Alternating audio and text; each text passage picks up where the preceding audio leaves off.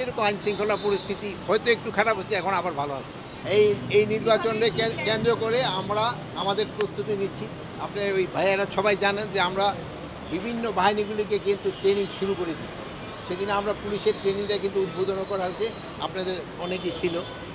আমরা তো আমাদের যেগুলি করার আমরা কিন্তু শুরু করে দিছি, এবং আমরা আশা করব নির্বাচনটা খুব শান্তিপূর্ণ, সুষ্ঠুভাবে এবং খুব উৎসবমুখর হবে।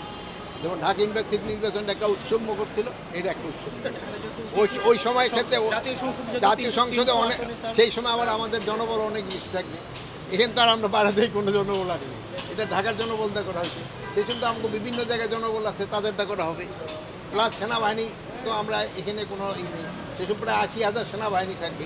তারপরে আপনার নৌবাহিনী থাকবে, আপনার এয়ারফোর্স থাকবে, বিমান বাহিনী থাকবে, তারপরে আপনার সেই সময় বিজিবি থাকবে, র্যাব থাকবে, আনসার থাকবে, আর আমার পুলিশ বাহিনী তো থাকবে।